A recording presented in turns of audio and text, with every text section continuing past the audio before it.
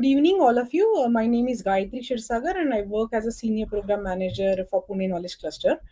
Just to give you background, Pune Knowledge Cluster is a Section 8 company set up by Principal Scientific Advisor to the Government of India in 2020, and we work in different areas like capacity building, health, big data, AI, mobility, environment, and sustainability. So you can visit our website, that is www.pkc.org.in. So we also run various public talks every month. We also conduct various teacher training programs. So if you are interested, you can visit our website to get more details. As a part of the events, especially a sustain series, which we have various speakers and experts as a part of this sustainability initiative, and this talk is a part of the series. I'm pleasure to invite Mr. Prashant Dhawan from Biomimicry India, and I'm giving his introduction. Prashant Dhawan is a biomimicry educator, innovation consultant, architect, and co-founder of Biomimicry India. It is a pioneering organization dedicated to advancing biomimicry education, research, and innovation across India. He is the first Indian to earn on MS in biomimicry from Arizona State University and also certified as a biomimicry professional by the Biomimicry Institute USA.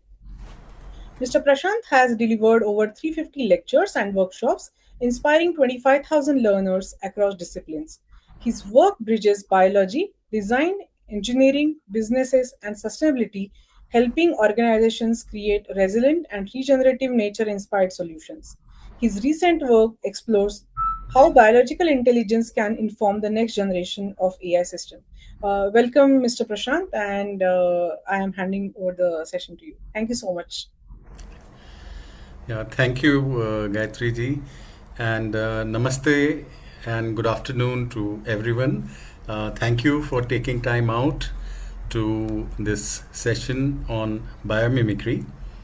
So, without much delay, let's start on what biomimicry is. And actually, I wanted to use today to go at some higher level questions as to why biomimicry, because today we are in 2026. At one end we know that there are big wars playing out, at another end we know that AI is creating the kind of uncertainty about the future. So I just thought that let's look at some of these questions also along with the relevance of biomimicry. So biomimicry, we call it the conscious emulation of nature's genius. So what we mean by that is, so what we mean by that is bio means life and mimesis means to imitate. So, excuse me, I'm just struggling with my screen. I'll probably get it right.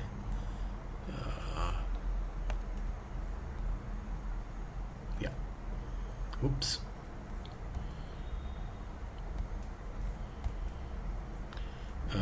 So can everybody see my screen? Yes, we can. Yeah. Okay. Sorry, there was some technical issue and I was seeing 4 or 5 screens. I think I've corrected it. Yeah.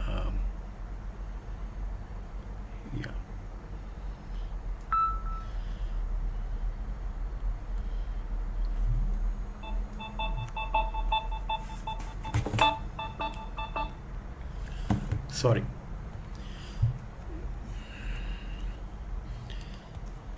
So the important thing in biomimicry is that most of the time we have been looking at nature in terms of shapes and forms, what you see, and our current biological literature primarily looks at nature in terms of what it is. So if we look at any organism, most of the literature would be about what it is, how many cells it has, what kind of genus it has, and there's a lot of jargon and a lot of Latin words involved. And what it has done is it has created a certain divide between most of our mechanistic and industrial way of life and biology. And that is a problem because it has been so ingrained that we have stopped looking at biology for solutions which have been there for 3.8 billion years. So in biomimicry, we encourage that it's about functional principles from biology.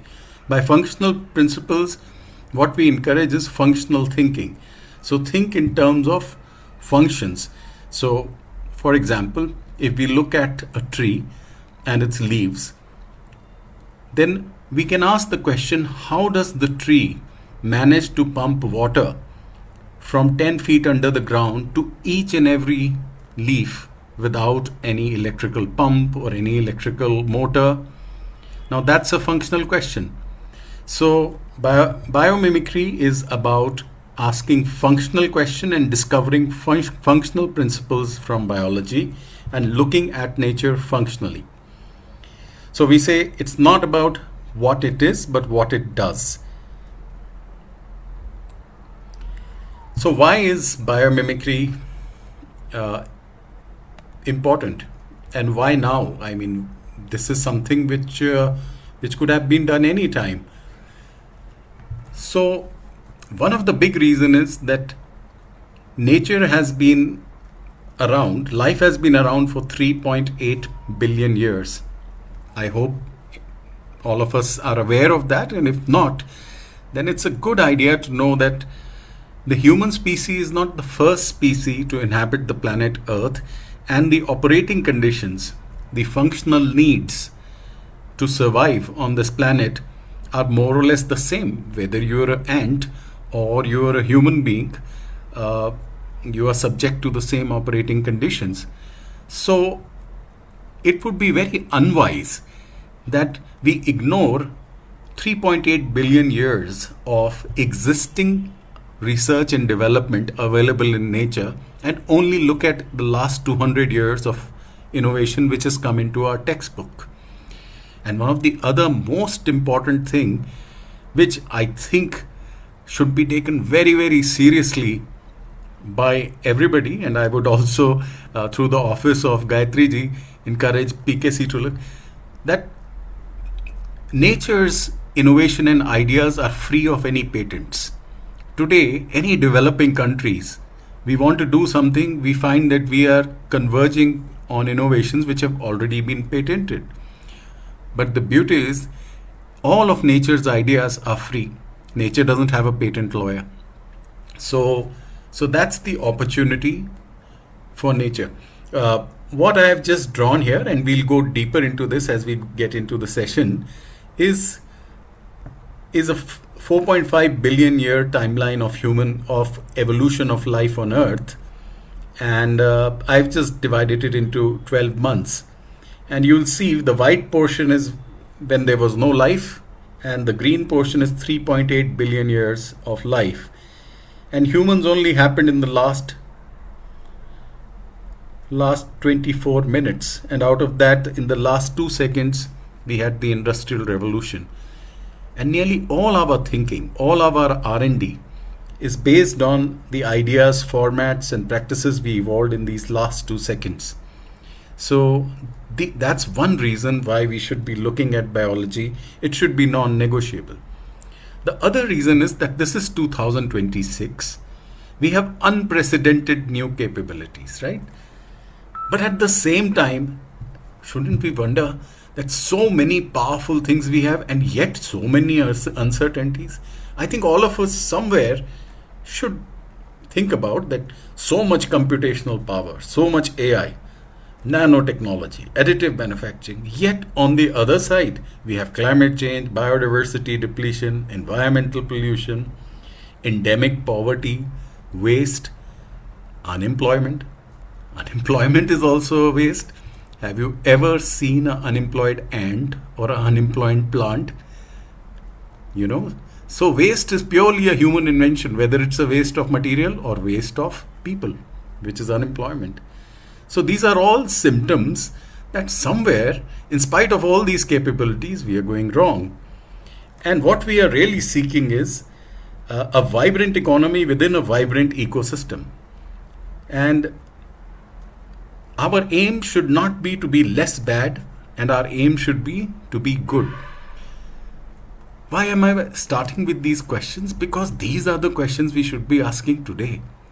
Because still about 10 years ago, you would be happy saying that, 10 years ago, my pollution was 50%, I have brought it down to 30%. We were happy becoming less bad. But now with all these technologies, I think we should now aim higher. We should become good and positive.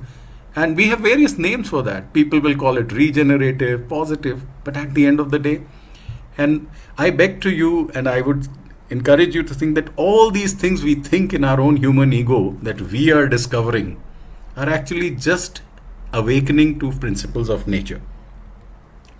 So today, another interesting thing is that we have all the capabilities which can help us mimic nature. A lot of the designs in nature are at a nanoscale, extreme amount of computation involved, and things grow in additive manufacturing. We have these capabilities today. So nature is showing us what is possible, and we can imagine innovation in technology in a way that is both sustainable and profitable with almost no risk of unintended consequences. So today our biggest problem is research can go anywhere, which appears to be good, but who knows? In 5 years, 10 years, we discover that something has been damaged. So with so much complexity, it is much wiser to look at nature. Why? Because nature has had 3.8 billion years of R&D. It has done the testing on planet Earth. The other reason biomimicry is extremely important is because it gives us the most holistic framework. It gives us a single platform in which multidisciplinary research and innovation can happen seamlessly. Because you know what? All these ideas that you're an engineer, you're a researcher, I'm a doctor, these are human imaginations. These are things that we have created to organize our society. But nature doesn't care about these words. In nature, everything is integrated. So what it happens, it gives us a holistic and integrated approach with life at the center. And also, I think we are awakening to the realization that humans are not the only life trying to fulfill its functional requirement on planet Earth. And there are no closed systems. Remember, in India we say Vasudev Kudambakam, which really means Vasudha, which doesn't discriminate whether you're a bacteria or you're a human being. So in that case, we should be looking at a framework which includes all of them. And biomimicry gives us that framework. And also the humility to say that the bioregion is humanities, or the planet is humanities, but not humanities alone. It's a sum total of all life. It belongs to everyone. It belongs to the pigeon, it belongs to the rat, it belongs to the giraffe, it belongs to the fish.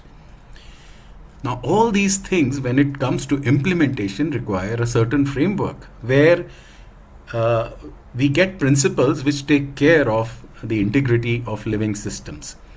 That's what the biomimicry approach does. And why we can say that it is truly multidisciplinary, it allows the platform, because we at Biomimicry India, although we are independent without any support, almost impoverished now, but we have tested it out. We have tested it out and succeeded in delivering workshops and courses across disciplines and industries. And these include pure sciences, engineering, to business colleges, to schools, to corporations. So in science we say, have you tested it? Have you demonstrated it? So biomimicry has demonstrated it now in more than 350 talks and workshops across disciplines, across institutes and across age groups. Isn't that what we've been seeking now? That's what we've been wanting in our evolved education, that we want to encourage integrated thinking, multidisciplinary, because most problems are multidisciplinary. So that's one other very important reason. So one of the important things is now biomimicry is telling us that we can't be just human centered, just economy centered, or just technology centered. We have to become life centered, life with a capital L. That means all life. And when we do that, we lower the risk and higher the resilience of our planet. And also, whatever we do, we would be future ready and create solutions that are not only regenerative but also circular. And today, we are in the age of AI, and AI needs better questions, right? I think all of us know these days the fashionable words are prompt engineering and things like that. In fact, it's a strange time today where we have the capabilities where there is the capability to have nearly all the answers. So really, the critical question is identifying the right answers. So I just created a cartoon which I'll share for a bit. So AI says I have all the answers, and biomimicry says, interesting, but what's the question? And the biomimicry framework comes from a context or a framework which looks at purpose. What is the purpose? And that's going to be very important in the coming years. Okay, if we are doing something, are we doing it just technology for the sake of technology? Money for the sake of money? What's the central purpose, and how do we trust the purpose? These are the big questions, no? Then context. In one context is that solution. Are you taking into consideration all the relationships, not only amongst human beings, but relationships of humanity with other organisms, with the other life support services, long-term impact? And in biomimicry, we have certain parameters which have been derived by studying nearly all organisms which have lived on the planet, which are called life principles. So these are very important frameworks, which is my humble view, should be introduced right from school days. And also biomimicry reminds us that while gravity, water and sunlight are real and cannot be changed, a lot of institutions that we have created, they can be changed, right? Business can be changed, society can be changed. Unfortunately, right now we have started believing that everything needs to be changed so that it fits into the economy. So we feel, oh, I should change the planet so that it fits into the economy. That's a delusion. We can change the economy. And the good news is some work on this has started. Earlier in the business, education, at the top institutes like Stanford, Harvard, earlier the thinking used to be that, okay, you've made a lot of money, do some philanthropy. In India today, we are saying, okay, we can't leave it to you. There has to be corporate social responsibility, which would mean that, okay, you have to contribute something in the society. But even then, the purview of corporate is still limited to the stakeholders, shareholders. And let's look at it, what is happening. Today, the way the businesses are growing, some of these are even bigger than the economies of many nations combined. Is it sustainable? When we look at nature at this level, things are very different. But the good news is, even at a corporate level, education level, there's a new word circulating, that the purpose of business, remember, it can be changed, that the purpose of business itself should be to create shared value. And what do we mean by shared value? Shared value means that economic value creation of business should be aligned to societal and environmental well-being. Now, this is revolutionary, because this is different from being value for shareholders. Now, if something is not aligned to society as well as environment would include all life, So, so these are the large things which need to adapt and evolve as we improve our technologies, which we are. Because what is happening right now, technologies are improving tremendously, but the regulatory and purpose of various institutions needs to catch up. So this is what is happening. I don't know how many of you are aware of this, but we should spread these things because I think the, the purpose of business needs to also evolve. Let's now just take a small journey through our Mother Earth. We should know how we got here in the first place, right? So, the age of the planet is 4.5 billion years, or at least that's what science agrees on as of today.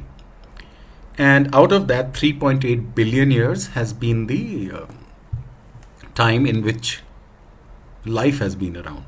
So, to make it easy, we have translated it as a calendar of 365 days and divided it into 12 months. So each month is around 12.32 million years. 370 million years, and each day is 12.32 million years.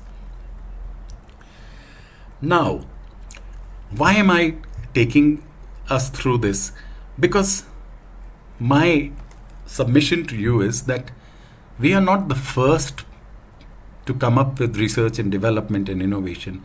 In fact, in all humility, I would say whatever primitive innovation or R&D we have done till now is an awakening of ideas which had already been invented by nature even before humanity even appeared on this planet, including the new fashionable words like sustainability, regenerative design, whatever you might have heard it, right? So let's take from the first day. So the first day is January 1st, and on January 1st, Earth was a hot mass of gases, no life. And then on 25th of February, the first form of life, which were called stromatolites, came up. These were very, very primitive cells. Today, if you see some of, they look like rocks. You wouldn't even say that they are living, because these rocks are not just one organism. There are trillions and trillions of these skeletons of these, and they did not have the ability to make their own food. They were dependent on very scarce, difficult to find high energy molecule. So they were like the way we are today, that like we build our civilization on fossil fuels, which are scarce, hard to get. And see what is happening today. One little shock and the entire economy can collapse. So when life started, it was very fragile. So the design principle, unfortunately, was scarce and unpredictable resources and raw materials. And for 700 million years, evolution did a lot of R&D testing. And a lot of innovation had to happen till on March 28th, it cracked something revolutionary, and that was photosynthesis. Photosynthesis solved a huge problem, and I call it the photosynthesis pivot. And I encourage you to think about it even in your... Now I have created a poster which is, I posted on social media, which I call that AI now needs a photosynthesis pivot. But what was photosynthesis in terms of design principle? So what photosynthesis did was that now life was able to create its own food, needing only carbon dioxide and sunlight.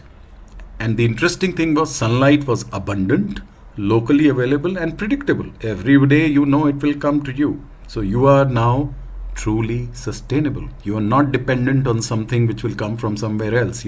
Nobody can block the Strait of Hormuz, right? So all these principles that we are talking about, you see how life has solved them. So, and also carbon dioxide. At that time, it was abundant.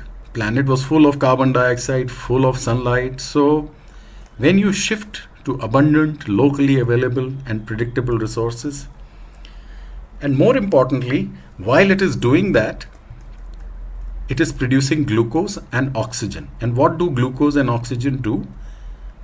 Well, glucose starts building organic molecules which the planet desperately needed because there was no life forms. And oxygen is also now changing the atmospheric composition.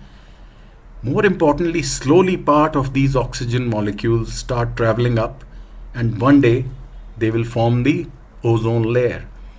So what is happening? It is creating conditions conducive for life, designed so that life can flourish, diversify, adapt, and continue evolving. Why is this important? Because this is the one thing that we can all agree on, and then suddenly we'll find purpose. Create conditions conducive for life, not very difficult. We will need certain parameters, interestingly, which are also available. So if you see that, and then you look at these days what we are calling regenerative design, this is just a subset of saying create conditions conducive for life. Not only creating something which is sustaining, but it is in turn enhancing conditions conducive for life.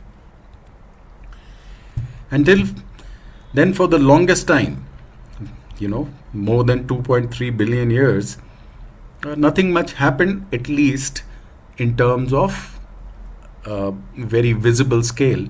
At a nanoscale, a lot of things must have happened, a lot of R&D to develop that single-celled organism, which today is formed part of everything.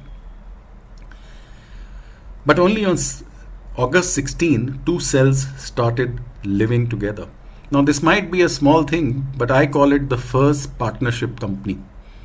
The first time two cells came together, they must have had the same issues. Can I trust you? How will we share work? How will we settle our disputes? I mean, I'm just metaphorically saying. But this was a very big moment in life's evolution. Because if this had not succeeded, you and I will not be here. I hope everybody knows that the human body has trillions of cells. And out of those trillions of cells, nearly 60% are not directly human cells. There are bacteria, mites. So we ourselves are a cooperative society, each individual. Please check it out. But it would not have happened if this had not succeeded. And today we are reading books and we are finding things like collaboration and cooperation is the reason that human species is the most dominant. And this design principle was also discovered by living systems billions of years ago. Then we come to September 17th. That means 1.3 billion years ago. Up till this point, most of evolution or most of reproduction was happening through self-similar division of cells. So everything was the same. And if you are connected to accounts or even commonsensically, if you were to be even an engineer and in a factory, so you're producing one kind of product. So you don't have to worry too much about accounting because every product is the same. They are self-similar, they are just dividing. So that was a beautiful system of production, right? And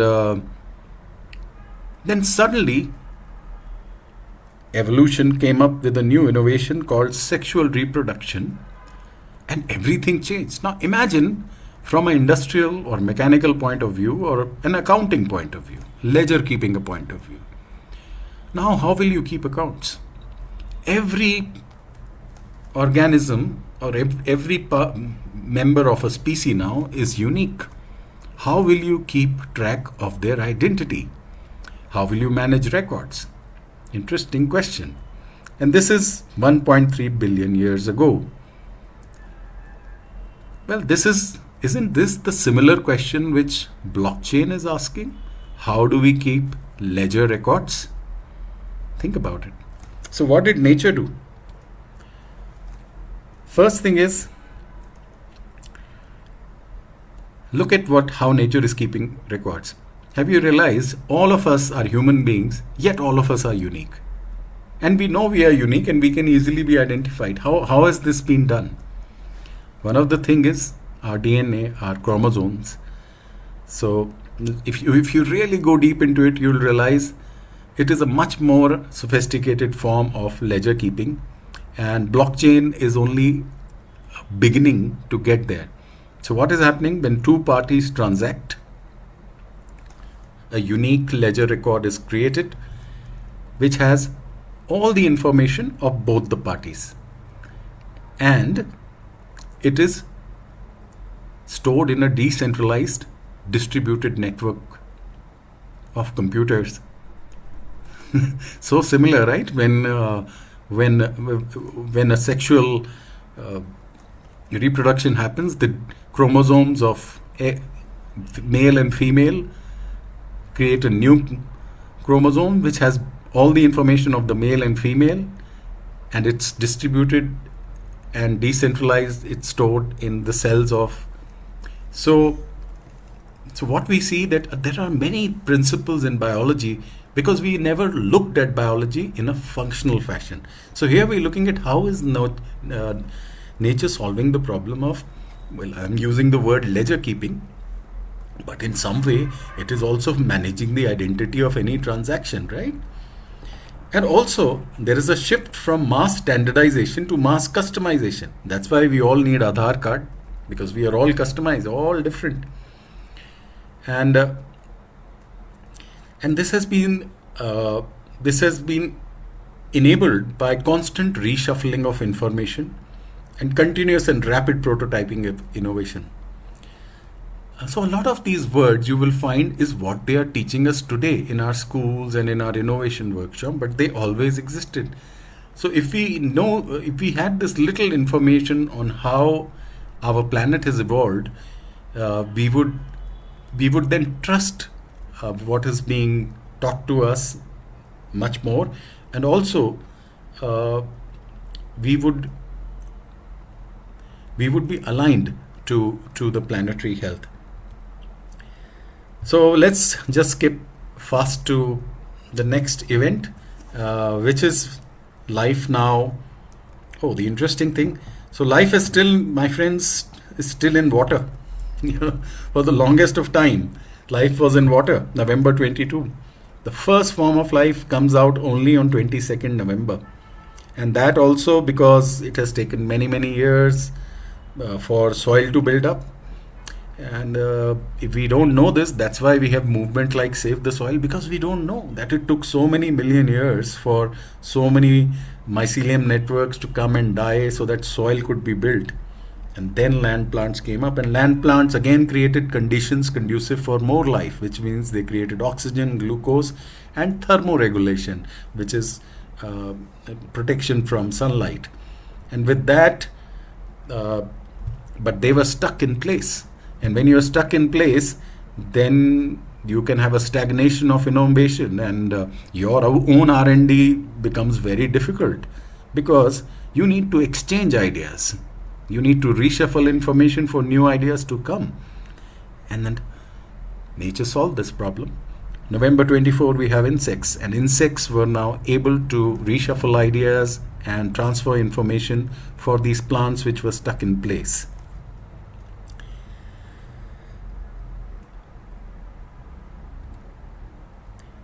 So as we see, we've reached 31st December, no humans till now, and all design principles which you will now be reading about or talking about, people are writing big books, have been developed through nature. So only in the last 24 minutes, or around 250,000, 300,000 years, the Homo sapiens have come on the land. And why is it important? It's important because, see, today, if you know all this, then why would you ignore 3.8 billion years of R&D and only focus on what we've done in the last 200, 300 years? And in those 200, 300,000 years, we know that for at least from our histories, that till the last 10, 15,000 years, humans were like any other animals. We don't know. Probably nobody knows what would have happened. And 10,000 years ago, as today's science says, agriculture was invented, and 200 years ago, the Industrial Revolution. And these 200 years which seem to have completely transformed us. And what has happened is we have started believing that what has been produced by the Industrial Revolution is real and everything else can be changed. Unfortunately, that's not true. The Industrial Revolution is only 200 years old. And the planet is 4.5 billion years old, and the universe is 13.7 billion years old. So we need to have a little more perspective, and that framework helps in our R&D, in our research. So we are just a very young species, and we are just one of 30 million species on the planet, and we are not the first one to innovate. Life has been innovating for 3.8 billion years. And it's always good to start with a little humility and say that our knowledge base is small and most importantly untested. And today we have huge technologies, and we implement these technologies without testing, we run a very high risk. So I just wanted to encourage you that nature has already solved many of the problems we grapple with today. And most of us, unfortunately, do not know much about nature. In fact, most of the visible nature today would be probably less than 0.001% of life that is on the planet. Interestingly, they say that nearly 80% of living organisms are less than 1 millimeter in size. So there is much to be learned. And within those are solutions to the challenges that we already face. But the most important thing in biomimicry is it is a search for common purpose. Is there something which can unite all of us? And when I say us, the interesting thing is us as a inhabitant of planet Earth. There is no discrimination between the bacteria, the giraffe. So something, because humanity today is such a dominant species, is there something which will align us to planetary health? So that in biomimicry gives us a very simple, elegant thing that create conditions conducive for life. Life with a capital L, all life, not just human life. So that is the most important thing which biomimicry is giving. And why is it important? Because we have such powerful technologies with AI, with other things. So we should have some lighthouse where we can all look at and start aligning ourselves to. So to formalize this, biomimicry is now a structured course where I studied from, which is the Biomimicry Institute and ASU, Arizona State University. We define it as the conscious emulation of nature's genius, which means that instead of leaving it to chance or luck, that, oh, I was lucky somebody knew about nature, or by chance I got into them. Now we make it intentional. In fact, I would insist that the state of humanity, we should make it non-negotiable. That we should now, whatever we do, we should at least ask, what would nature do here? So that is the essence of biomimicry. And to make biomimicry aligned to our current mechanistic and industrial way of organizing ourselves, we can look at nature in terms of form-based emulation, process-based emulation, and system-based emulation. What I mean by form is that nature is able to solve a lot of problems by simply acquiring the right shapes. Shapes is something physical which you can measure. Now the important thing is nature is that everything in nature happens in terms of context and scale. What do I mean by context and scale? So a kingfisher dives into the water. So its beak is perfectly designed so that it can enter from one density of fluid to another density without creating minimum ripples in a straight dive at that scale. So, but at a different scale, the same thing might or might not work. So we have to always be careful and look at how nature is solving a problem in particular context and a particular scale. Similarly, about process, nature has many processes. There are many things that we are doing, nature is also doing. We are producing hard materials, we are producing cement, but look at our cement factories. Most of our pollution is being done by cement factories, but nature is producing strong materials. It is creating seashells, coral reefs, which are limestone, but it doesn't harm. There are no chimneys involved, no waste, no pollution. So if this is scientifically possible, it's being done right in the ocean. So can we mimic, learn something from the process? These are the big opportunities, because today with additive manufacturing, remember we talked about that today you have nanotechnology, we have AI, we have additive manufacturing. We can start mimicking how nature produces materials without any pollution, without any waste. And the third level is system. How does nature ensure that everything, in fact, in nature you will be amazed at the level of diversity and variety which is integrated yet thriving. So how do you manage such complexity? So that's a system level emulation of nature. Another thing is when we look at nature, so if you look at these pictures and I ask you where is this found, I don't think you'll have any problem guessing where this is found, right? You look at the first picture, you'll probably tell me it's the tropics, tropical region.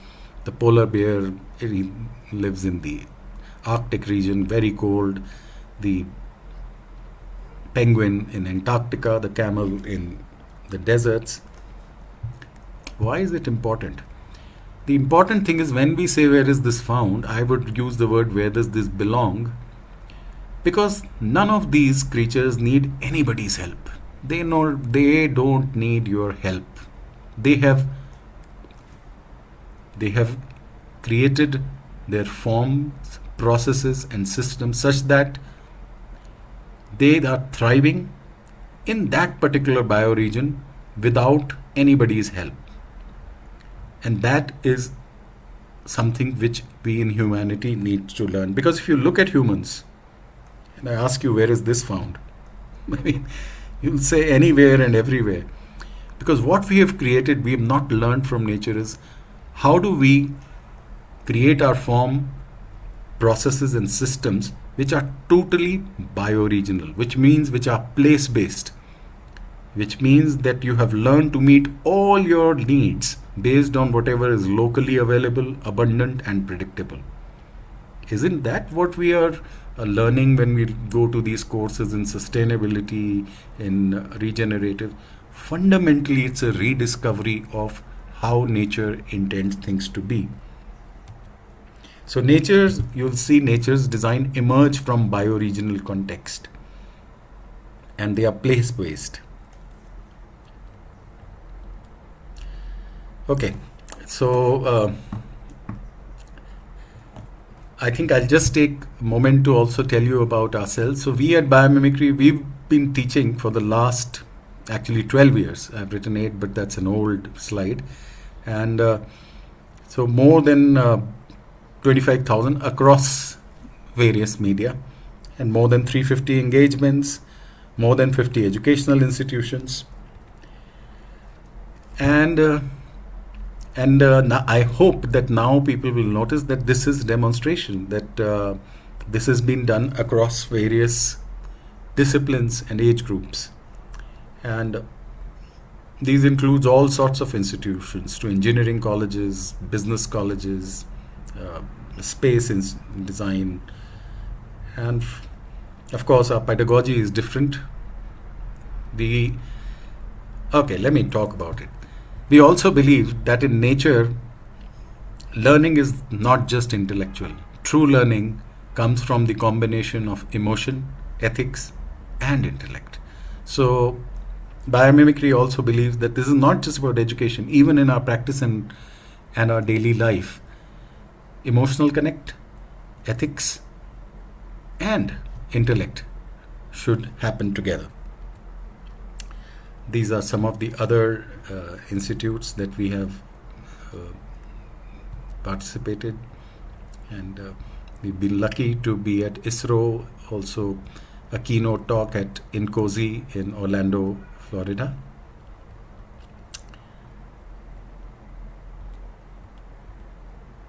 Okay, sorry. Yeah. Now, the most important thing is that because currently our education system and our practices are siloed, so, and biomimicry, biology doesn't recognize all these things. Biology is about phenomena, patterns. So, it is multidisciplinary. So, it helps to have a certain amount of uh, grounding in systems thinking or system integration skills. The big shift, in my humble view, is to start thinking of life centered research, life centered innovation, and life centered design, and move away from human centered. Not that human centered is wrong, but human centered is now somehow gravitating towards becoming consumer centered or market centered, and the health of the interconnectedness of all life somewhere gets ignored. So that's the big shift. So my submission to you is that biomimicry will help the emergence of life-centered innovation and life-centered design. And if I could say, if there is one thing that I could request you or submit that we could start, it's like a new habit of the mind, just like we have the habit of brushing our teeth. So we can have a new habit of the mind, and that would be to ask a question: what would nature do here? And it's perfectly all right not to have the answer. But it's not all right not to have the question, because the questions we ask today will guide the thinking which will shape our future. So today, I would be very happy if at PKC and at various forums, we simply agree that, okay, it doesn't need that we need to have the answer, but at least we can start wondering what would nature do here. The power of the question can shape our future. Thank you. So, Gayatri ji, I think Yes. we have time. We can take Yes, questions. yes, yes, yes. Yeah, thank you, Dr. Prashant. And it is really, thank you because in spite of your health condition, you had given such a wonderful talk, and it is quite engaging and getting insights. Every life has a purpose on the planet Earth. It's a very important highlight, I think, which I got it from your talk. And yeah, I think when we as a human are exploring to establish human colonies on other planet, I think we should not forget like from where we have come from. It's very important message, I think we have got it from your presentation today. And those who have questions, I think please raise your hand. I can unmute you from my end, and you can ask questions directly to Dr. Prashant.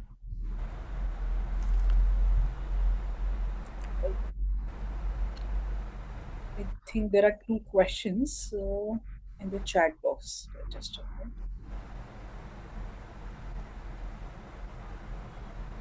I think they want some resources about the biomimicry, like from where they can read more about it. I think this question is by Balakrishna Curry. So resources where I can continue my learning in area of biomimicry. Yeah. So there are some very good books, and quite honestly, let me also say that the first book which really introduced biomimicry to the popular world was Biomimicry Innovation Inspired by Nature, written by Janine Benyus, Janine Benyus, which I think for anybody should be a starting book. Uh, then there are other books. There is a book called How Life Works. Uh, you can just search for the name of the author, it's just slipped my mind. But How Life Works is important because it tries to look at biology in a functional fashion. A question that how does nature process information, and how does nature solve conflict? We don't want the biology, we want the functional principles. And quite honestly, all this has happened so fast that suddenly AI has disrupted everything. So I would say instead of just one or two books, uh, you should get ready with good prompts. And there are biomimicry agents and biomimicry tools now which are on AI, which are amazingly good. So I myself have started using them. So please go ahead, and I can also recommend one other book. It's called Teaming, Teeming. It's by Tamsin Woolley Barker, but that's more focused on organization, business, and how it can be inspired by nature. But these are all very new works. We had never thought like that, and so very very emerging field. Please do also search for articles and other stuff, because people are doing a lot of depth research, and very few people have uh, done enough to write a book itself. So please do also look at the research. A lot of papers are there. I think I have found two, three links on the Google. I mean, I think few books are available on Amazon. I just added those links in the chat box. Yeah, I so we hope that can. is correct. Yeah. I hope so. We can thank Gayatri ji for that. Uh,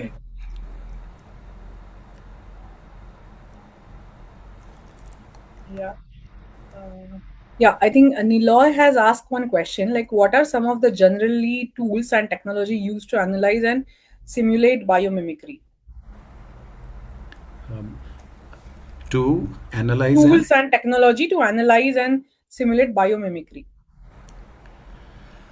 uh, tools and I don't know if I've got it right. Okay. So there are many AI tools. Even as you and I are talking right now, I'm sure new tools are being created. One of the websites which I forgot to mention, and I want to make sure that everybody takes note, and maybe you can check it out right away, is called asknature.org. AskNature, Ask Nature.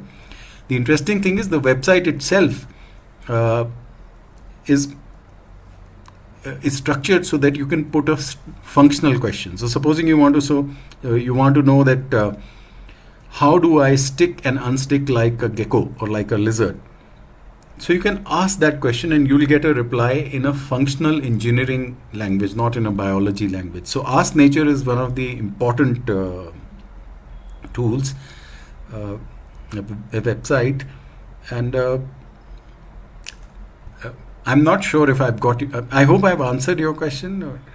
Niloy, can you unmute Niloy if you are listening to us? Yeah, hi. You can Am I ask direct audible? question. Yeah. Yeah, yeah.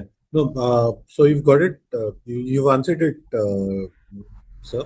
So basically, what I wanted to understand is is there a repository today that is available? For example, how you mentioned about Ask Nature, right? Yeah, yeah. Is there any Ask other? Nature. Yeah, sorry. Go ahead. Yeah, yeah. Sorry, Niloy. Yeah, it'll be nice if you want. If you can also unblock your camera. It's good to see humans. I mean, it's a talk on biomimicry, and I don't see Some any issue with my bio. camera. Sorry about that. I was Then it's trying okay. that, but yeah. No, no, it's fine.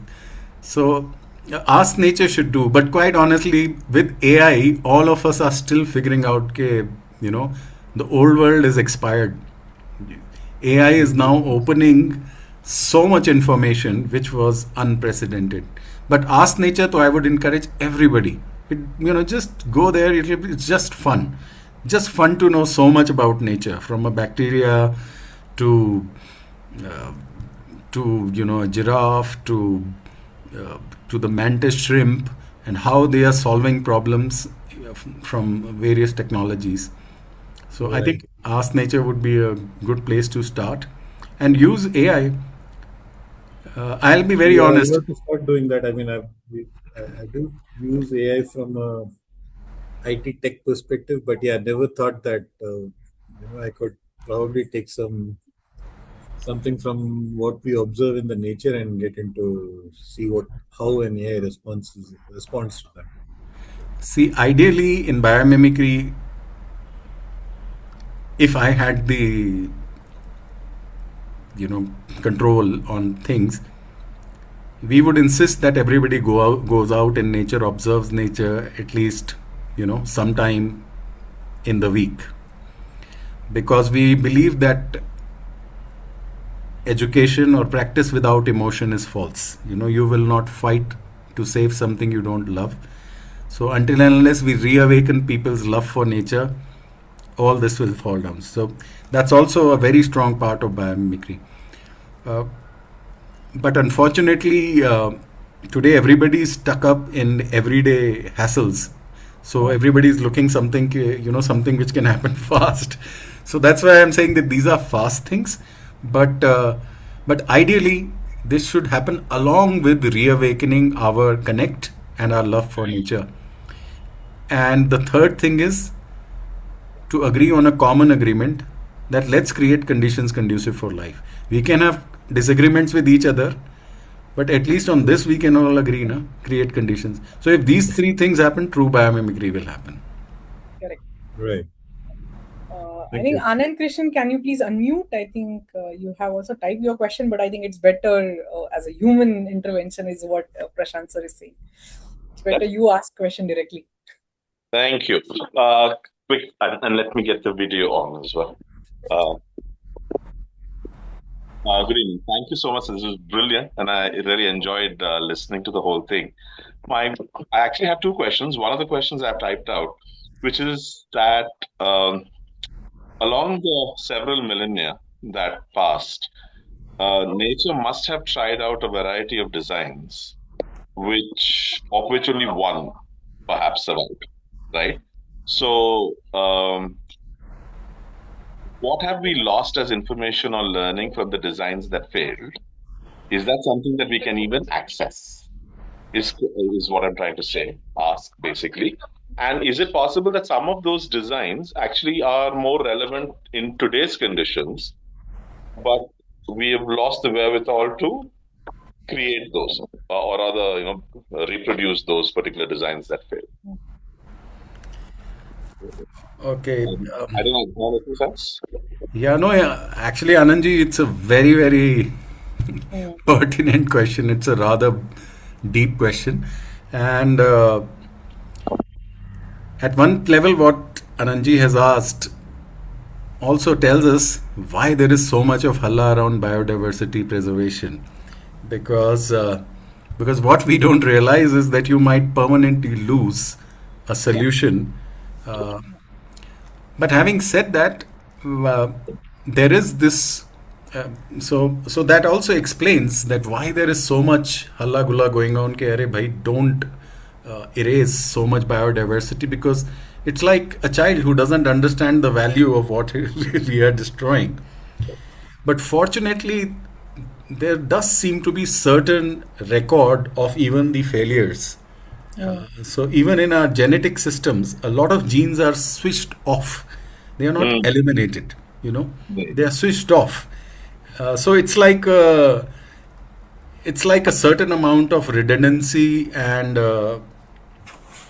adaptive response system that we retain.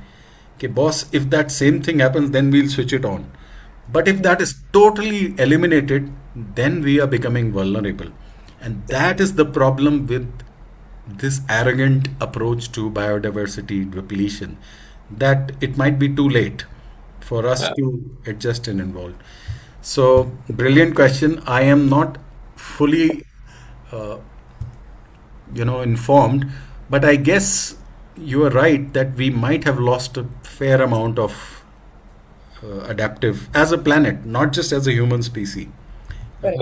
The Because planet it's is. the survivorship bias, right? It's only the things that survived are things that we are learning from, and we've lost the learning from the ones that didn't survive. It was the thought that I had, and even from the ones that survived. This is my second question. How do we infer the rationale Is it again by experimentation, or is there something that emerges as a composite rationale for a particular design? Uh, what has been used in biomimicry is to try and distill common patterns. Oh, So, so we would look at that. Okay, let's look at 3.8 billion years of who's been winning. Actually, more than who's been winning, you will find what's been winning. What's been winning in terms of what are the form, processes, and system which seem to be Which is replicating absolutely conducive. Yeah. in various organisms. So those have been distilled, and those are called life principles. If you check them out, my institute has 27 of them.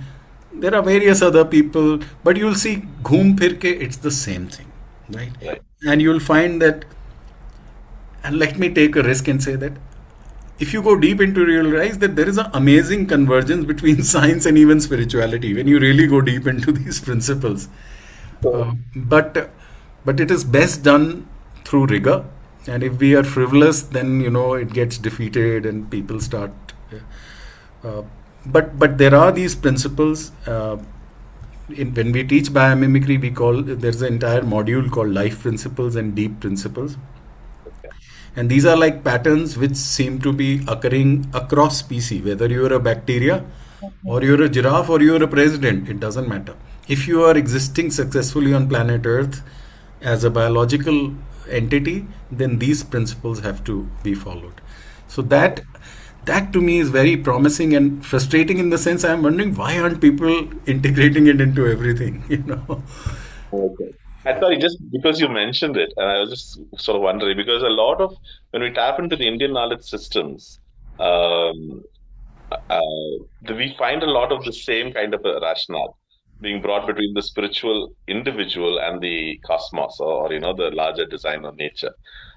So it's just interesting to hear you make that statement that eventually they all probably converge in a sense, and maybe that convergence was arrived at in some of these knowledge systems and texts without the Western rigor or vocabulary included. Quite possibly. And I do see a re-emergence of a lot of very serious people into indigenous knowledge systems, not only Indian but also South American, and I would also say Egyptian. Uh, Hmm. there's a lot, and I think it will take time. And more than time, I would feel that once we feel confident enough that our philosophy is not being challenged, then we will become more open to explore. Uh, so that I agree with you. I think today we have so much technology, we should lose our vulnerability, be a little more vulnerable, and at least explore. Because before the industrialized economy, the health of living system was your economy. So you had to have a deep understanding of life. So there has to be a deep understanding of life systems, the rhythms, regenerating cycles. So I think there's a lot to be learned. I agree with you. Yeah. I think Sarang, can you please unmute? He has a question. Yeah, thanks. So I'm Saran. I'm also practicing industrial designer and engineer, and done some products which biomimicry based. This talk was enlightenment for me because those three words which you mentioned about emotion, ethics, and intellect, those are very touched uh, the my heart. And when you're talking about a two-cell organism to a entire society of human which is evolved and there is life force around. So it is a collective knowledge. So how you see as a biomimicry platform, we can utilize to have a communal knowledge and take it to the next level where we want to have this higher level of giving back to the life. So that it's I don't know, is that a right question? But I think it's our responsibility right now to go beyond the human and think about the entire life, about planet and beyond. So how you take it that, like how this group can be nourished further to uh, build on each other's strength and take it this cause to a further next level. Uh, Sarangji, correct? I've got your name. Yes, correct. So you've touched a chord which is, you know, very important. Uh, I think we should do it. What you are saying is what is to be done. In fact, if you see, when we started in 2012, we didn't want a company or anything. We called ourselves the Biomimicry India Network, because we thought the age of exclusive ownership, unhealthy competition, uh, creating stuff which neither you are using, not you are letting everybody use, that craziness of human society we thought is over. Now after 14 years we realize, nahi bhai, to survive you have to you have to wait for people. But yeah, if we can do something together, that will be wonderful. So I am, maybe somebody else needs to now take it forward and suggest ideas. So, uh, so I completely agree with you. We started by doing some open meetings and encouraging people to connect with each other, form a network. Where we found that we lacked the initial was some, we needed some initial funding which didn't come through, and our personal resources ran out. So my humble understanding from that effort was that being idealistic is good, but understanding the practicality of resources probably is very important in the beginning.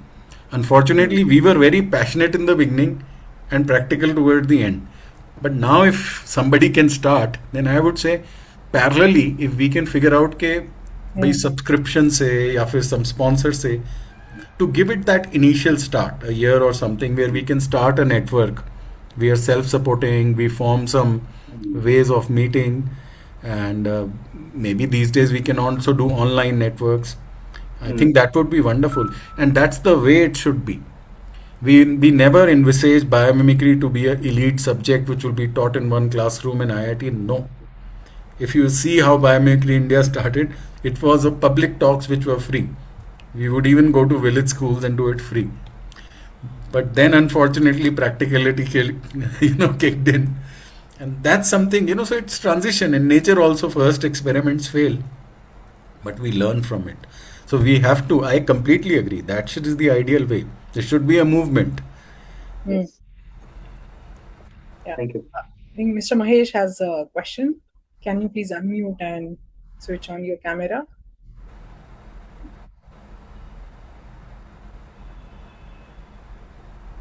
Mahesh, please unmute. We can see you, but yeah. Yes.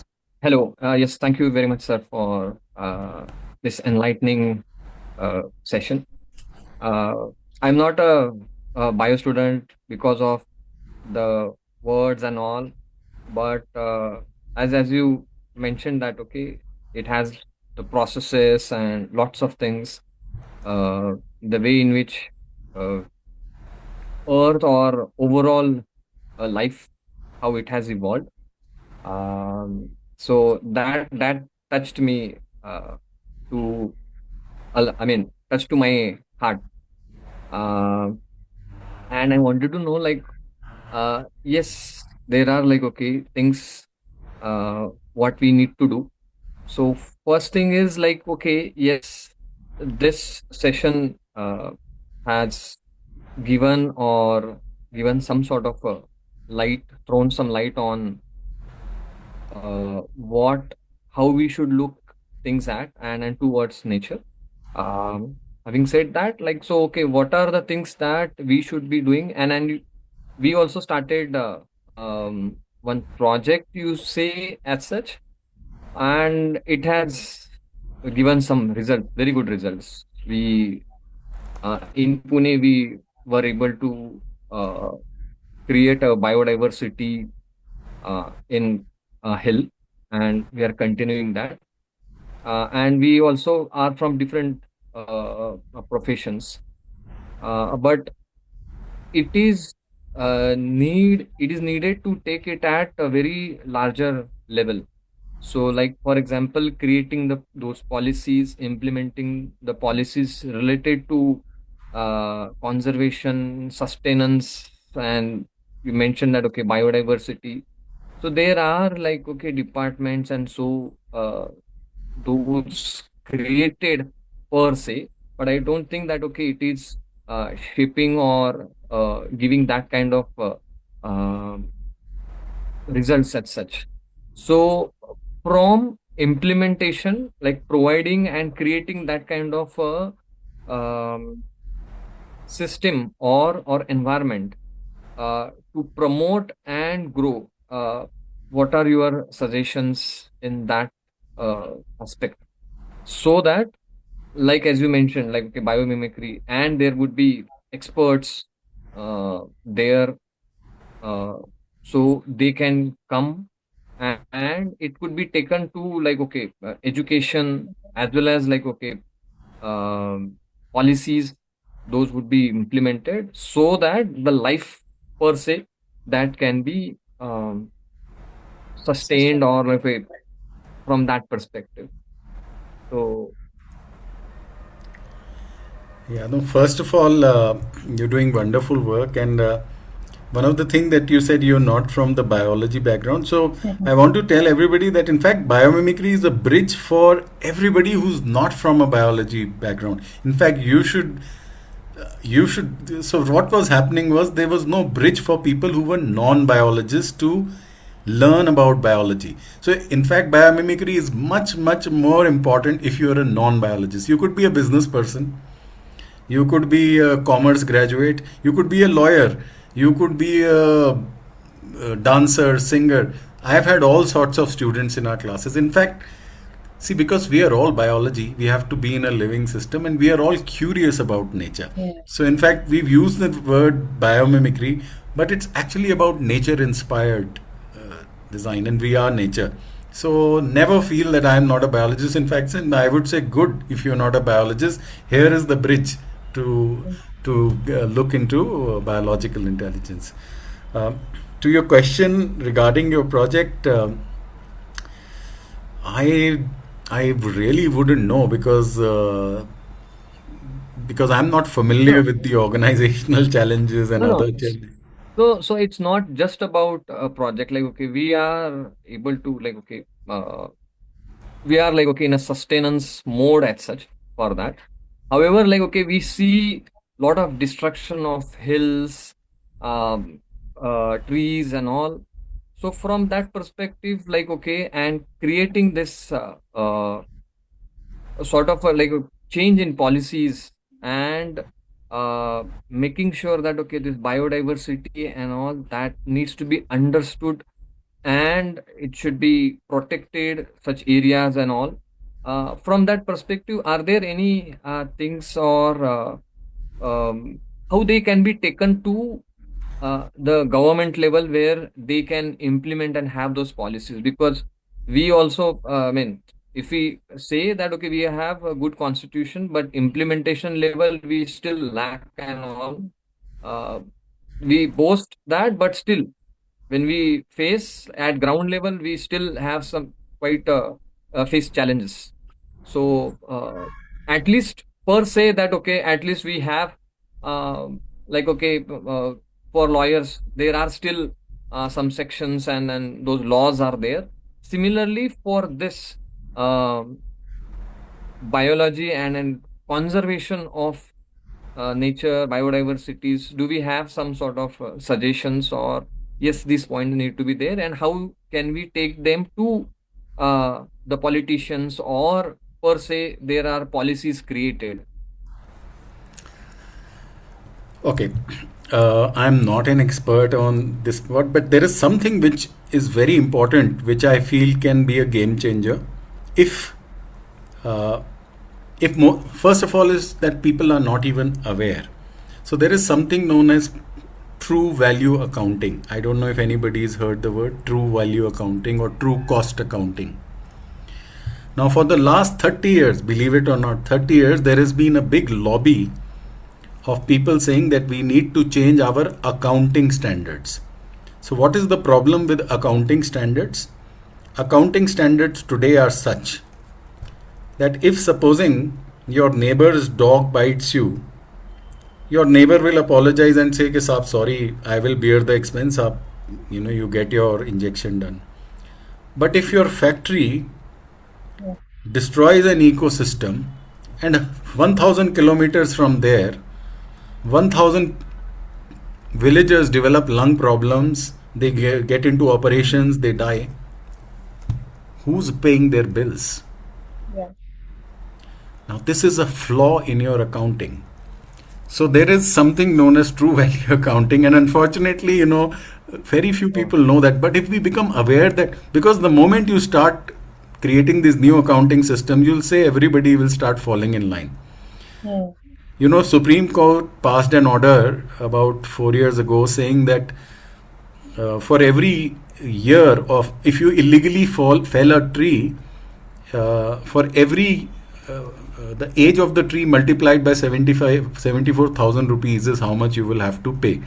So supposing it's 100-year-old tree, then you pay 74 lakh rupees or something like that. Unfortunately, humans only understand money.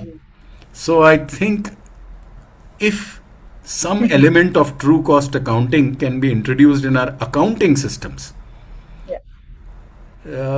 then I think what will happen is you will find suddenly organic farming becoming more favorable because everything will form its true cost.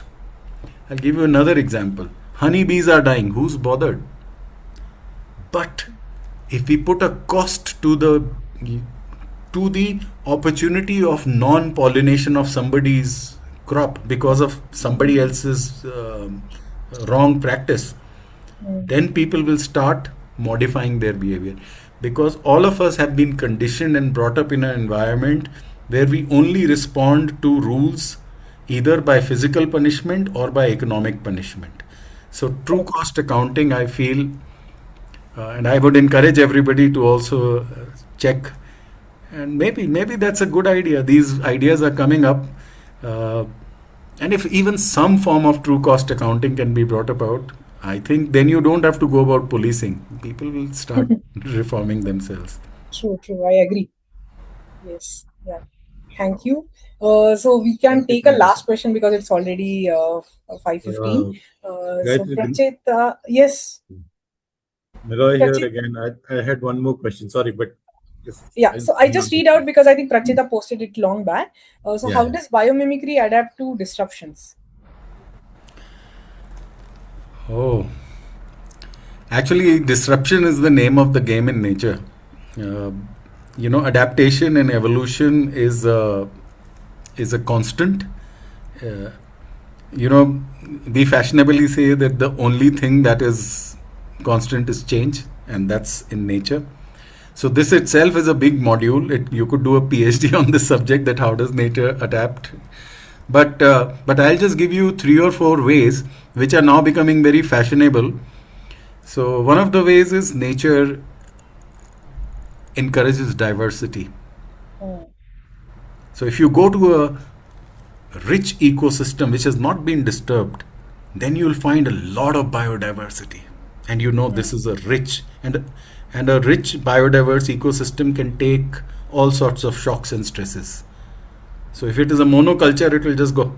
But so diversity, constant exchange of ideas, a lot of pollinators will be there, so that new options are being created which can adapt to, and there is a certain amount of redundancy. A lot of seeds are created. It's just like you have extra players in your football game. If somebody gets injured,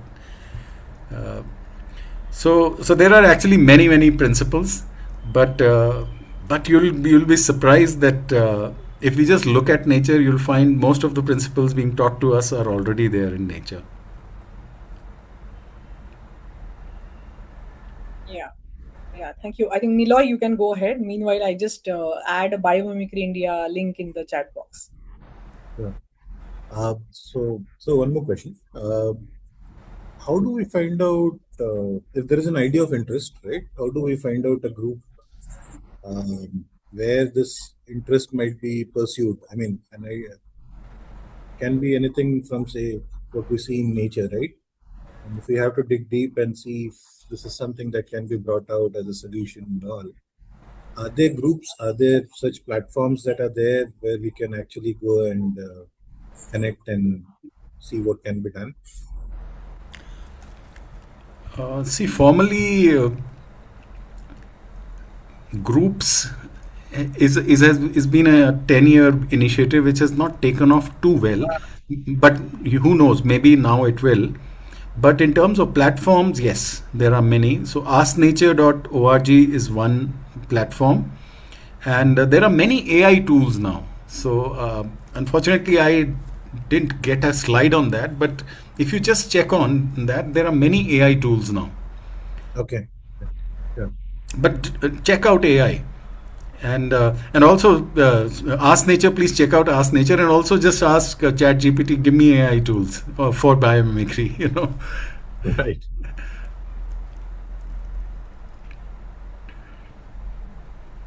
I think with that, I think there are no more questions. We can close the session. Thank you, Dr. Prashant, for your valuable time. And once again, in spite you have fever and cold, still you have conducted this session. We are really grateful for your time. And I have posted your link, email ID, address of your foundation in the chat box. Those who would like to connect to Mr. Prashant afterwards, I think they can directly do it through the website. And I really thank once again, and I think it will be a really good idea. Like people with the same mindset who really care for nature, I think come together and work towards protecting that. I think let's hope we can do something in this area soon, right from schools, colleges, and to the citizens group. With that, I think, of course, I think few questions were there in the chat box. I really apologize because of time limit, we couldn't proceed that. But the link of this talk will be available on our YouTube channel. So by next week. So those who have missed the part or still they want to ask questions, they can send it to us or Mr. Prashant directly. Yeah. Thank you once again, Mr. Prashant, for your valuable time. Yeah. Thank Thank you. you. Thank you once again. Yeah. Thank you. Thank you, all of you.